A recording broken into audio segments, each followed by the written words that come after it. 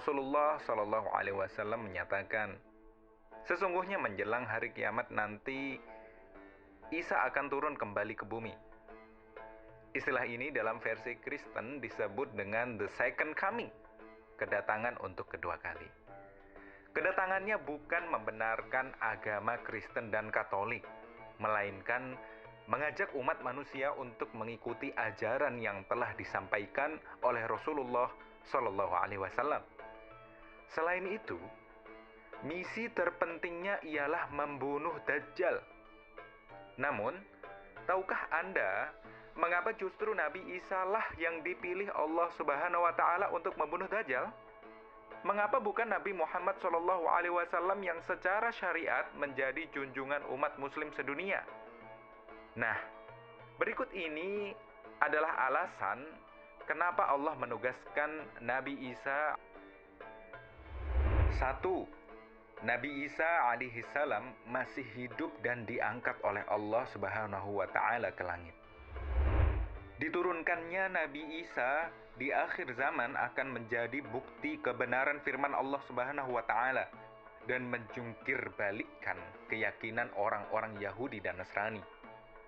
Karena sesungguhnya Nabi Isa alaihi salam diangkat oleh Allah Subhanahu wa taala ke langit, sedangkan orang yang disalib saat itu adalah laki-laki yang diserupakan dengan Nabi Isa. Hal itu Allah terangkan dalam surat An-Nisa ayat 157 hingga 159.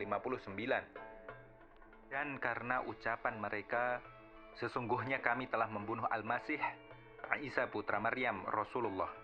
Padahal mereka tidak membunuhnya dan tidak pula menyalibnya. Tetapi yang mereka bunuh ialah orang yang diserupakan dengan Isa bagi mereka. Sesungguhnya orang-orang yang berselisih paham tentang pembunuhan Isa benar-benar dalam keraguan-raguan tentang yang dibunuh itu.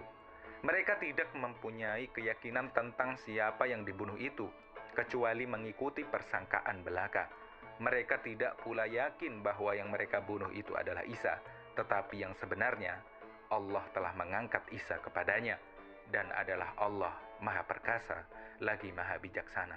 Quran Surat An-Nisa ayat 157 hingga 159. Dan alasan lainnya, Nabi Muhammad Shallallahu Alaihi Wasallam sudah meninggal dan ruhnya dicabut oleh Allah Subhanahu Wa Taala. Hanya saja jasadnya dijaga oleh Allah Subhanahu Wa Taala, tidak akan dimakan oleh tanah, dan tempat Rasulullah Shallallahu Alaihi Wasallam di alam barzakh, sedangkan Nabi Isa alaihi salam tubuh dan nyawanya diangkat oleh Allah Subhanahu Wa Taala di langit kedua. Yang kedua, menunjukkan kebenaran agama Islam. Kemunculan Nabi Isa di bumi ini adalah untuk memimpin umat manusia ke jalan yang benar. Ia akan muncul kedua kalinya sebagai pengikut Nabi Muhammad Shallallahu Alaihi Wasallam. Beliau, yaitu Nabi Isa, turun ke bumi bukan untuk membawa agama baru atau menyebarkan agama Nasrani di zamannya, tapi menyebarkan agama Islam yang dibawa oleh Rasulullah Shallallahu Alaihi Wasallam. Nabi Isa pernah berkata kepada para umatnya bahwa akan datang seorang Rasul sesudahnya. Dalam Al-Quran, perkataan Nabi Isa itu terdapat dalam surat As-Saff ayat 6. Dan ingatlah ketika Isa ibnu Maryam berkata, "Hai Bani Israel, sesungguhnya aku adalah utusan Allah kepadamu yang membenarkan kitab sebelumku, yaitu Taurat, dan memberi kabar gembira dengan datangnya seorang Rasul yang akan datang sesudahku yang namanya adalah Ahmad atau Muhammad."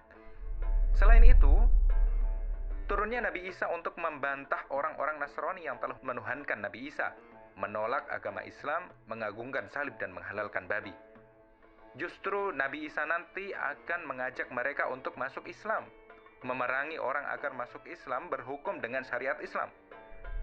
Tidak ada seorang pun dari ahli kitab kecuali akan beriman kepadanya, yaitu Isa, sebelum kematiannya. Dan di hari kiamat nanti Isa itu akan menjadi saksi terhadap mereka. Quran Surat An-Nisa ayat 159. Ibnu Zaid mengatakan bahwa ketika Isa bin Maryam turun lagi ke bumi, ia akan membunuh Dajjal. Lalu tidak akan tersisa lagi seorang pun Yahudi kecuali akan beriman kepadanya. 3. Misi Nabi Isa alaihissalam. Sebagaimana diterangkan dalam berbagai hadis, Misi Nabi Isa alaihissalam turun kembali ke bumi adalah untuk menyelamatkan umat manusia, membunuh Dajjal, menumpas Ya'jud dan Ma'jud, menghancurkan salib, membunuh babi, serta membersihkan akidah umat Islam dari berbagai penyimpangan dan fitnah Dajjal. Al-Baghawi dalam tafsirnya beliau berkata, kami telah mendapatkan riwayat dari Nabi SAW.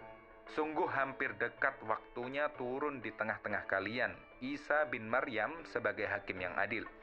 Dia akan menghancurkan salib, membunuh babi, menghilangkan jizyah atau upeti, karena kafir dhimmi sudah tidak ada lagi, semuanya telah menjadi muslim.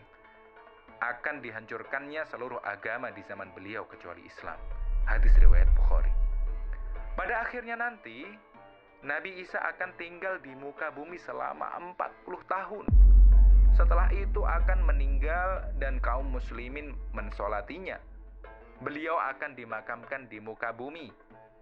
Oleh karena itu, ini menunjukkan bahwa tidak ada makhluk yang terbuat dari tanah yang mati di tempat lain selain bumi.